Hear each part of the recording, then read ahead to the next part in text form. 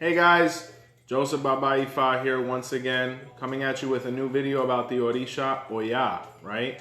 We came out with a video recently about La Letra del Año in the year 2020, and we got a great response from that. But right back at it with our Orisha series about the Orisha Oya, and as we continue with the other Orishas, but definitely an Orisha I've been wanting to make a video about for quite some time, right? As people start joining in. So the first thing we're going to go ahead and do is get into the different aspects of Oya, who she is, what really composes her, what makes her who she is, right? So first and foremost, in my opinion, Oya is probably the most complete female Orisha, right? She encompasses so many different things and has so many facets to her personality and who she is. And as we go through this video, you're going to really see how diverse and eclectic she is, right? So the first thing we want to touch on about the Orisha Oya is that she's a river deity, as most of the female Orishas are, right? When we're talking about the female Orishas, we're talking about them embodying the sacred feminine and what the river really represents within Yoruba culture. And one thing that it definitely represents is life-giving. Civilization started next to the river, so it's very easy to understand why the female Orishas were associated with this point in nature, because, you know, they're capable of giving life, being mothers, right? So once again, Oya is a river deity, right? One of the rivers, or the river she's associated with, is the Odo Oya, right? Which is also known as the Niger River, and is also considered one of the most important rivers within Nigeria, right? Amongst the other rivers which are associated with the other female Orishas. So she falls right into that category. And within the Afro-Cuban tradition, she's not readily associated with the river, simply because Oshun is usually the one that's most closely associated with that. But there are various pataki that speak of Oya residing by the riverside or the riverbed, and one of those is my own Odu of Iretesuka, and we're actually going to get into a couple pataki from my Odu that actually touch on this Orisha and the great link that I have with her, and all the different things that she has to do with the river, right? She's very versatile as well, because she's associated with elements such as fire, things such as lightning, and this is due to her relationship with Shango. And it's really interesting, because when you look at a deity such as Oya, and her being a river deity by nature, it's incredible that she could still be representative of things such as fire and electricity, like lightning, and still be, you know, compatible with these things. So it just really touches on her diversity. Hey Diana, Iboru boy, Amihara. Once again, right back at it, right? Thank you for watching. Another aspect of Oya is that she is the owner of the marketplace, right? She's very associated with this point within the infrastructure of what is a city-state or a town. So she's very associated with it, to the point where her name is practically anonymous with this, right? If we look at the word Oya, which is referring to the Orisha, and then we look at the word Oja, which refers to the marketplace, literally the only thing that separates those two words is the letter Y and J, right? And I firmly believe, you know, from an investigative standpoint, me looking at the words and just the way they're expressed in the literature, is that it's literally just to differentiate between the two. But they are very, very heavily associated and synonymous with each other, right? And I really think it was just for grammatical purposes. I've been around Lukumi practitioners and the way they speak their dialect, and I have been around native Yoruba practitioners and the way they speak each of their respective dialects and language. And I tell you, both of them speak so fast that, you know, the words get interchanged all the time, where Oja can refer to the Orisha the same way Oya can refer to the marketplace, right? And, you know, the way we speak Lukumi in Cuba really comes from the way Yoruba is spoken. It is a little bit different just due to the grammatical, you know, generations that have passed on, and probably not the maintenance of the certain tonal aspects of the language. But if you really listen to Yoruba practitioners, it's very similar to the way even the Lukumi is spoken in Cuba. So that's why you'll see that interchangeability between these two words, right? So it speaks of that, right? And when we're talking about marketplaces, and the reason Oya is so closely associated with the marketplaces, the Ifa that's practiced in Cuba is very Oyo-centric with a lot of influences from Benin as well, but we're very Oyo-centric, right? So one of the things that's actually present in Oyo is the Oja Alafing, which is actually the marketplace of the Alafing, or the king of Oyo, right? And it's interesting because the marketplace actually surrounds the compound where the Alafing lives, or his palace, right? And, you know, being around various practitioners who are from Oyo, and even some of my Yoruba teachers being from Oyo, they talk about how this wasn't by chance that this was done, right? When we look at the Afin, which is actually the palace, right? And its representation of Shango, Oramiyang, all of these figures that were the kings of Oyo, and it being in the center of the township, and then surrounding it is the marketplace, which actually represents Oya, right? The Oja Alafing, or Oya belongs to the Alafing, or is with the Alafing. And it's really representative of Oya and Chango's relationship, right? Chango is the king, he is the centerpiece, the centerfold, and then Oya surrounds him or protects him, right? So it represents their unity in their marriage, the palace and the marketplace, or with the Alafing and his Olori, which was Oya, right? So it speaks of that, and it's really interesting to see the way the Yorubas have been able to really put that into, you know, real practice and real visualization within their culture, right? When we're talking about Oya in the marketplace, this is also where her association with the cemetery comes from, right? And if we kind of look at what a marketplace is to the Yoruba, it can become a little more apparent, you know, why there is that, you know, link between Oya and the cemetery in the New World. When we're talking about the marketplace, we're talking about a place that has a lot of activity, especially within, you know, Yoruba culture. You go to the marketplace, and, you know, life is teeming, right? You see people performing commerce, people offering services, entertainment, anything you could think of, right?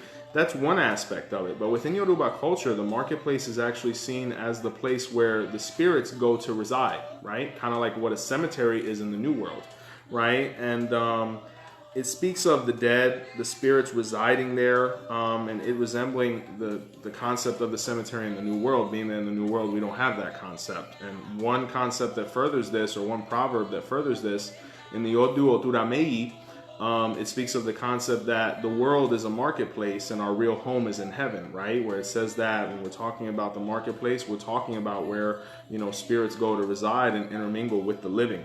And another concept that really reinforces this is a marketplace known as Ejibo Mekun, which is actually mentioned in various scriptures of Ifa as being the border between the living world and Araurung, or the land of the sky, right? Or the land of heaven, the land of our ancestors and the dead, right? So if Oya is associated with the marketplace, and the marketplace is seen as the doorway between this world and the next, this is where her link comes with the cemetery, because if she is the marketplace, she is the cemetery technically, because in Yoruba culture, this is where the spirits go to reside. And, you know, if we kind of even bring it back to spiritism to a certain degree, the only thing that separates us and that other dimension that represents spirituality, it's simply our organic being, right? Us having a body. But at least the Yorubas recognize that, you know, spirits are within the marketplace, and they are still living. They are still going through their routines, just different objectives in a different way, right? So that's where Oya's link really comes with the marketplace, because the marketplace is synonymous with spirits the way the cemetery is here in the New World, right? So really incredible stuff, the way that our ancestors were able to, you know, go through the diaspora and then bring these concepts over here and be able to continue their beliefs, even though there wasn't that same, those same points in nature within the infrastructure to do so. And, you know, in Cuba, there's a very famous marketplace known as the Mercado de Cuatro Camino, or the Market of Four Corners, or Four Roads, literally. And this was associated with Oya, the same way the ones in Nigeria are, right? So they were able to bring those beliefs, consecrate that place within Havana, which is actually located in El Cerro, and be able to continue their ceremonies there, where if you go there on any day in Havana, you could see multiple iawos and people performing their rites and things like that in open air. So it's really beautiful, and it just further reiterates that we are the children of the Yoruba, and we were able to maintain their concepts here in the New World, right? So really beautiful stuff, furthering that idea and that concept that Oya is associated with the cemetery, right? When we're talking about Oya, she's the owner of the cemetery, the same way she is the owner of the marketplace. she remains close to the gates, at least within the New World, like Afro-Cuban theology of Ifa. She remains near the gates, and she really facilitates just the transition between this world and the next, right? Further reiterating the marketplace. So Oya receives the body, she receives the souls, and it's ironic because she's also associated as being one of the Orishas that's actually there when people transition from this world to the next. So she receives the body, she receives the souls, and once they enter into the cemetery, she defers them to two Orishas known as Yewa and Oba, which actually eventually perform the decomposition process, right? Hey, what's going on, Anthony? Thank you so much for that. Hope everything's going well. Thank you for watching once again. So it speaks on that and how Oya is associated with the process of people passing away and ultimately entering into that point in nature, the cemetery, so that natural biological processes can occur, right? Further, reiterating this point, she is the mother of Egun or Egungun, right? And this is the reason for, the cemetery and her being considered the mother of basically this deity, because if she is the owner of the cemetery and Egun is associated with spirit, or literally Egungun being the word bone, it just furthers that link between that point in nature being the cemetery, being that she is the mother of Egun, who is a deity that is composed of all of our ancestors as well as spiritual ancestors. So, the link is very strong. And if we look at a praise name of Oya, in Cuba, you're going to hear it pronounced as Yansa, right? In really more, rustic Yoruba, you're going to hear Oyansang, which means O, I, Iya, mother, Mesang, or Isang, which means of the nine. So it refers to mother of the nine, which is basically Egun. And people who have received Egungun and understand what it's composed of, it really makes sense afterwards why it's referred to, or she's referred to as the mother of the nine. Because if we look at, the term Isang Egungun, which is the name of the icon, it means I am the nine bones, right? So it really, once you initiate within that deity and understand what it's composed of, then you really understand that link even further. But Oya is the mother of Egun or Egungun, right? And their father is Shango. So it speaks of the unity between Shango and Oya, right? Them having a child. His name was Egungun. And whenever you see an Isang Egungun icon, you're going to notice he's covered in red, which is a color that's associated with both Oya and Shango due to her relationship with Shango. You're going to hear a lot about Egun being afraid of Shango or respectful of Shango. Shango is known as Oba Egun, or king of the spirits, right? Where he has control over them at his whim. And they respect him greatly due to the fact that they're afraid of fire.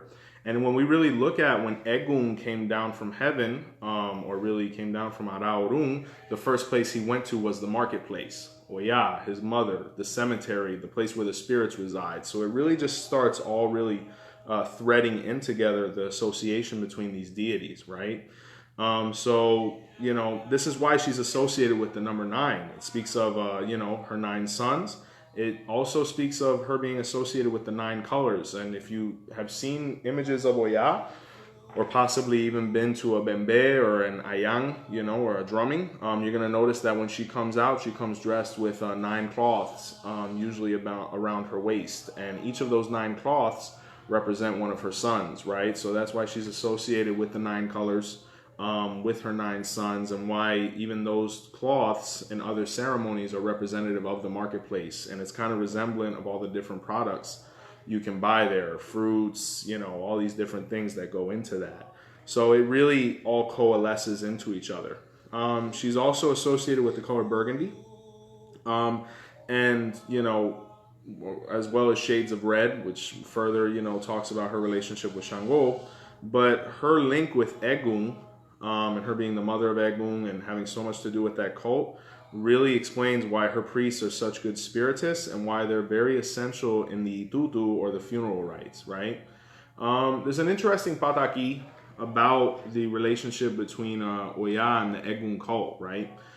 In antiquity, women had a different role within the Egun cult, right? But Oromila had advised them that direct interaction wasn't always going to be the most positive, because as such, to a certain degree, it's somewhat taboo for women to delve too deeply into this cult, right? due to their nature. So what ended up happening is Oya actually didn't listen to Orumila's advice, and she decided to throw Obi, or to communicate with Egun directly, right? More on a ceremonial standpoint, because it's somewhat contradicting, because you're like, well, she's their mother, but she can't talk to them. You remember that Ifa really doesn't understand like different planes. Everything can happen synonymously without really interfering with each other. So we have to interpret this as a woman who is basically interacting too in depth with Egun, right? And she threw Obi to Egun, or coconut, or abada, whatever you want to interpret it as.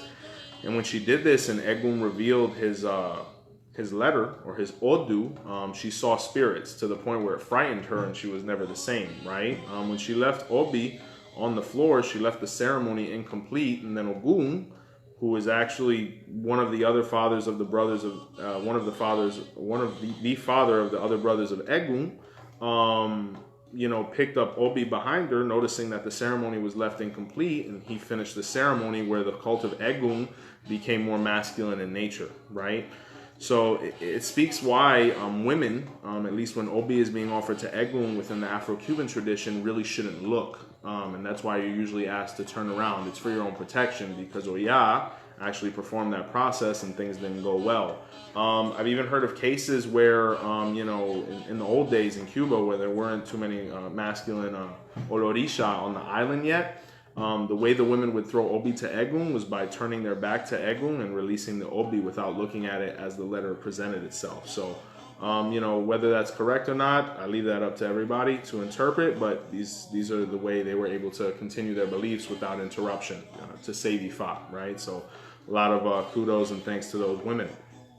Okay, so we talked about that, and we're going to get into another aspect of Oya's character, and she's also a warrior goddess. She's also very fierce in nature, and she's not afraid to basically have gone to conflict, and you can see this in the various aspects of Odu and when she's spoken about. And this is also why she's Shango's favorite wife. A lot of people associate Shango with Oshun and his love for her and their romance, and also Shango being married to Oba as his first wife, but his preferred concubine, his preferred companion at any given moment, or the one he enjoyed being around the most, was definitely Oya. And it was because of her warrior-like nature, and they had so much in common. And one of them was their desire to conquer, their desire to grow with their influence in Yoruba land. So it speaks of why they were able to seamlessly always be together. She would also assist him in creating his various akoshe, or medicines. Some of them used for good, some of them used for not so good, right? And this is why Shango is associated with having let fire go from his mouth, because of the different medicines he would create to give this effect, or to have people fear him, right? And if you notice in my video of Osain, which is on the Yoruba, the Yoruba videos of the Joseph Baba Ifa channel, within the video of Osain, I also talk about how Oya was able to assist Shango in basically retrieving the herbs to be able to create the things that he needed the most to be able to fulfill his desires with his various medicines. So she assisted him with that, and he loved her very much for that, right? Another thing she would do is she would go to war with him and for him. And because of this, she is known as the bearded woman. And there's a pataki that explains this, where Oya was Shango's companion in all aspects, especially in war. They would ride into war together, and they would defend each other and defeat their enemies together. But one day, Shango had suffered an ogu, or a negative medicine or witchcraft that was sent to him. And because of it, he couldn't defend his kingdom, right? And he asked Oya to stand down and allow fate to occur. And she told him she would, but, secretly Oya wasn't going to allow neither her husband or her kingdom to fall to basically the invaders, right? So what she did was she forced herself through various akoshe and medicines, and her natural character, being that she's associated with the buffalo, to transform her appearance to actually grow a beard to be able to resemble Shango's appearance, right? So when she rode into war, everyone thought Shango was riding into war. And being that she had use of all of Shango's weapons, whether it be the fire, the lightning, any of these things, she was able to defeat them pretty single-handedly. So, once she was able to get over that aspect of what was going on, she was able to cure Shango by creating the medicine necessary to, better his condition. And he realized that this woman had basically saved his life and saved his kingdom and his prestige. And he was always indebted to her for that. And that's why Oya is known as the bearded woman. Apart from that, because of her relationship with Efong, or Gidi Gidi, also known as the buffalo, right? This is her power animal, and she's closely associated with it, where Oya is even known in various pataki to have transformed into the buffalo for whatever reason she needed, right? And it's a very important animal for her. And she's heavily associated with the deity Oge, who is also embodied within the buffalo horns. So you're going to see a lot of connection between there and various pataki, right? So it speaks of that. She's also associated with a lot of the things that Shango is. Like I said, she is lightning and he is thunder, right? They work together to be able to accomplish their goals. I even have a god sister. I mean, talking about the lightning thing, that has a name. She's consecrated in Oya, and her name in Orisha is Oya is the lightning, or Oya is like the lightning. So it further reiterates this point that, even in Nigeria, she's associated with this element, right? Due to the fact that she was able to help Shango and really be on his level from a war standpoint, Shango had great respect for her to the point where he almost even feared her, because he knew Oya was able to basically manipulate all the same things he was as far as the forces in nature, and because of that he always respected her and always tried to maintain her happy, just so he would never have her as an enemy or never have her as a contrary, right? And there's various pataki where Oya made things very uncomfortable for Shango, where she even, put him in a position to basically be forced to stay inside of their home, because she released various spirits and things like that to really torment him, right? Even though Shango is afraid of nothing and not afraid of Egun, at least in this pataki, he didn't realize the control he had over that aspect and allowed it to really maintain him prisoner within his home. And even though he was able to get out and do what he had to do, he still returned home because of the love he had for Oya. So they had a very turbulent relationship, but they did care for each other very much, and Oya assisted him greatly in being able to achieve his goals as the Alafin of Oyo, right? So we talked about that, definitely. She's also a hunter deity. She's definitely a feminine power symbol, because Oya, blessings Mihala Heather, thank you so much for watching again. She's definitely a very feminine power symbol, because Oya was very independent, right? She didn't really wait for people to do things for her. She was a queen. She was a warrior. She was she occupied various spaces within nature and dominated those influences. And another thing she was a hunter, just reiterating her being so self-sufficient, right? And there's a very specific pataki that speaks of her basically performing this function, and it really talks about her relationship with Olofin, right? Where Oya was a woman that was able to come in contact with very high level energies to the point of God Almighty, right? Or Olodumare, whatever you want to refer to him as. And basically the situation is that Olodumare was a king, right? Within his empire, and he had sons, right? Who would basically perform the functions for him. Because he was an elderly man, they would go and hunt and have people provide food to him and take care of him in his elderly age. But his sons were always basically going out and starting wars and trying to further their empire and their influences throughout Yoruba land.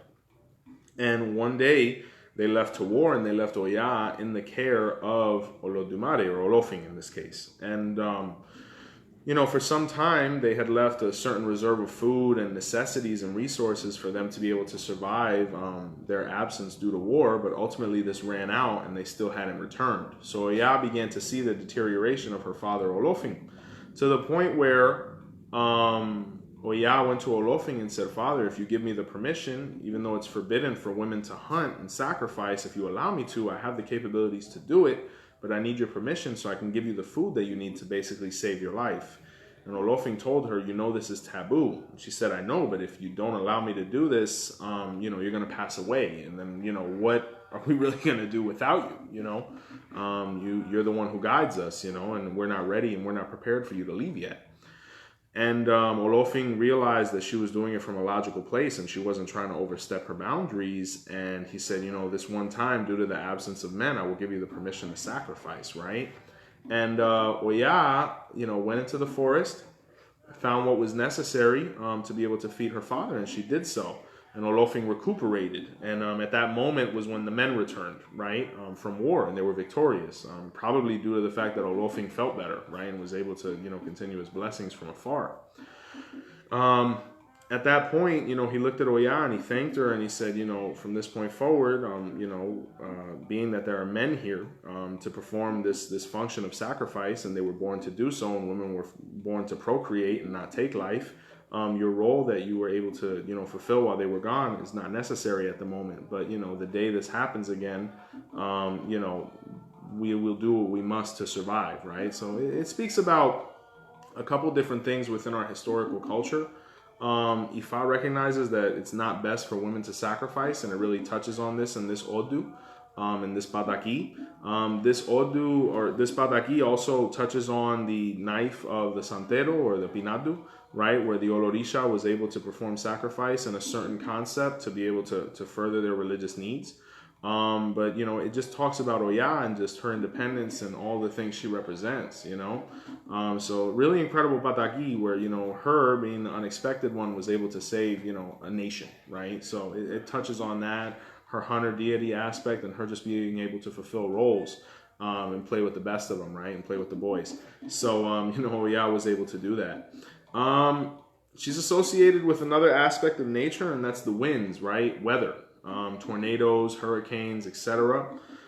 She's also associated with oxygen, and this links her more to the process of death, and Egun once again. And like I said, she's even considered one of the Orishas that's present when the person transitions, being that she is in control of oxygen, the atmosphere, all of these things. She's able to take that away or allow it to not arrive in those critical moments when the person is in need of being able to transition from this realm to the next, right? So another reason she's associated with these, elements such as wind and whatnot is because it's said that her temperament is similar to that of the winds, being very calm, and then at the same time, being able to erupt, or being very, reactive to things. When we look at oxygen and things like that, it's able to combust. And Oya is associated with all of these things. And if you look at the Odu of Osa, which is the Odu that Oya is very closely related to due to her relation with the number 9, and that being the Odu that occupies that spot within the Erindi Logun oracle, it speaks of the winds, it speaks of things being in the air, it speaks of movements, oxygen, all of these things. And this is why Oya is very associated with that Odu, as well as those elements in nature, right?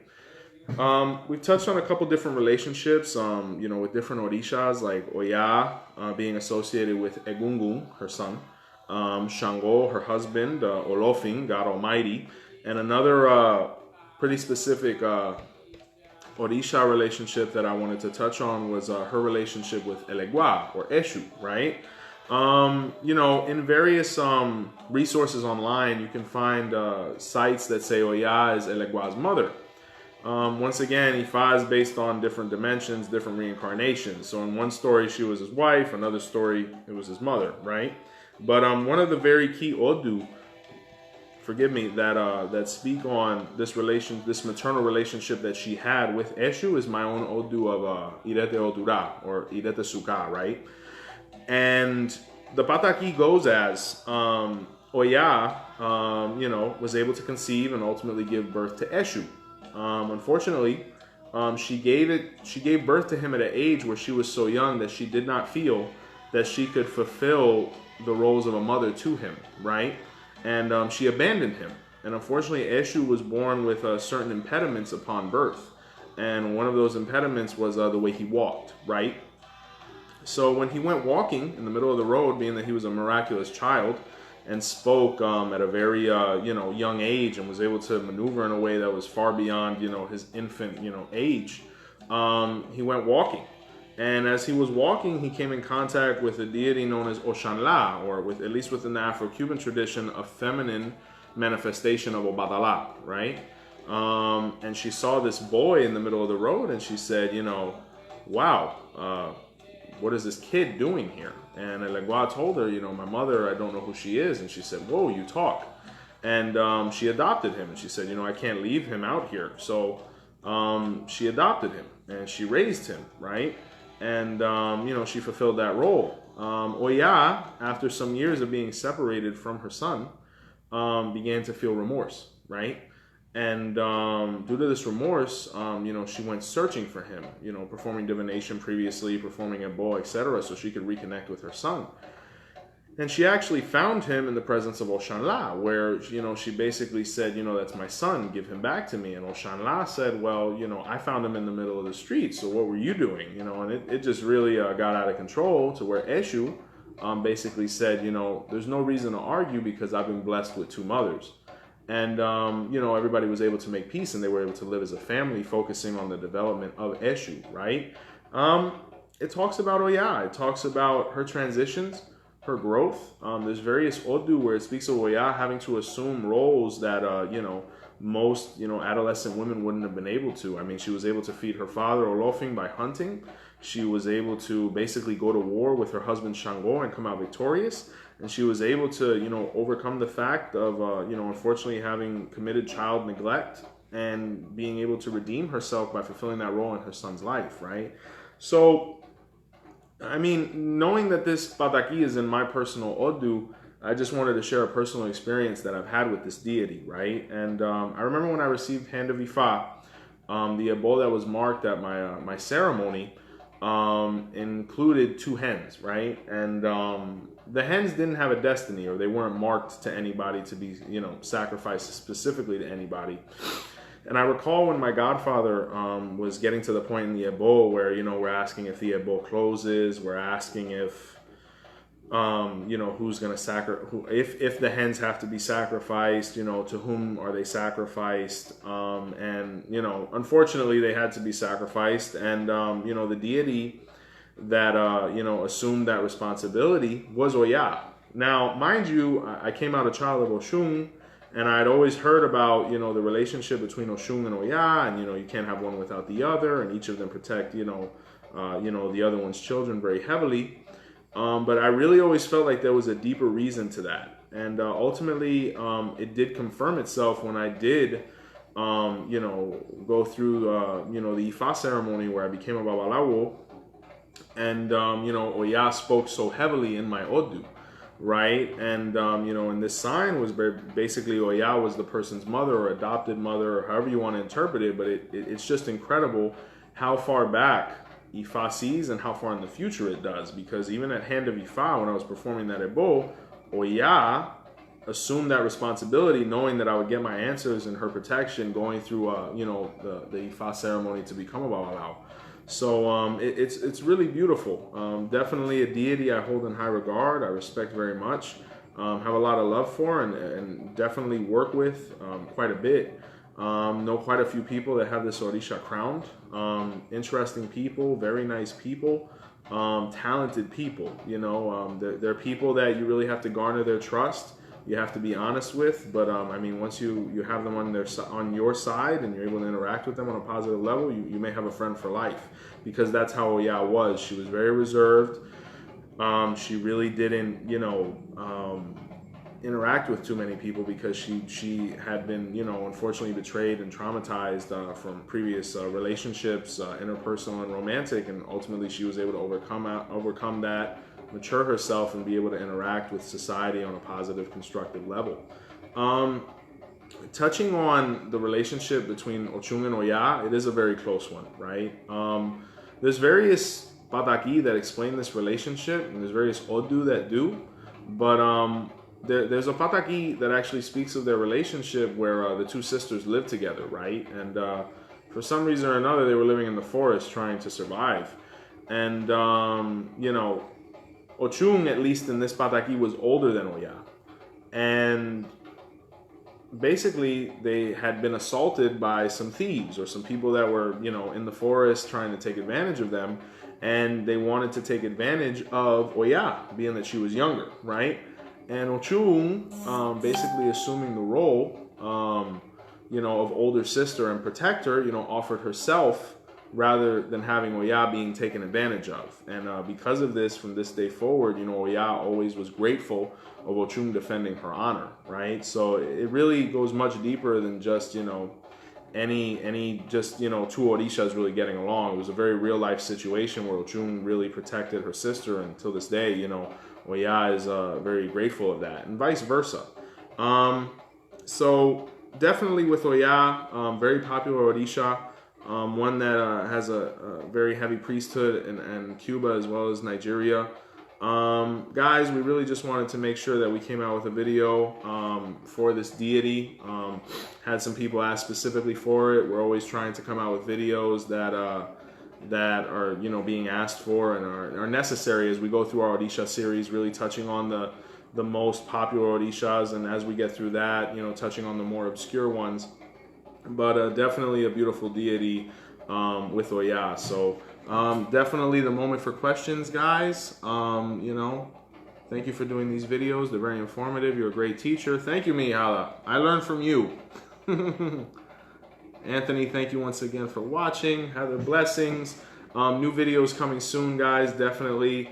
Tomorrow we're going to be coming out with a live video about all of our Haitian voodoo products that just arrived at Botanica Candles and More.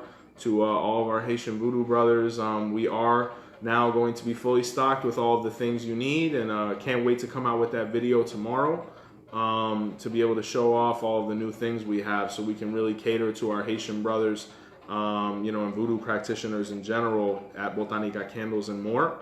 And guys, thank you once again for watching every day. The Botanica grows, Joseph Baba Ifa, and that brand, that school grows. And the biggest gratification I'm having is that people are reaching out to me from all over the world, thanking me for these videos. And I'm just so thankful that, people are watching them, right? Because all I'm doing is recording, myself talk about the things I love and I'm passionate about, right? So, absolutely. So definitely, want to say thank you. New videos coming soon, guys. And from Joseph Baba Ifa, just a quick moment. I want to say blessings to my grandmother. We miss you, Mama. Thank you so much for everything. And guys, Joseph Baba Ifa here, Borui Boy Bochiche, and new videos coming soon. God bless you guys, and thank you so much. Comments, questions. This video will be available on Joseph Baba Ifa YouTube channel. Make sure to subscribe, and you guys have a great evening. God bless all of you. Take care.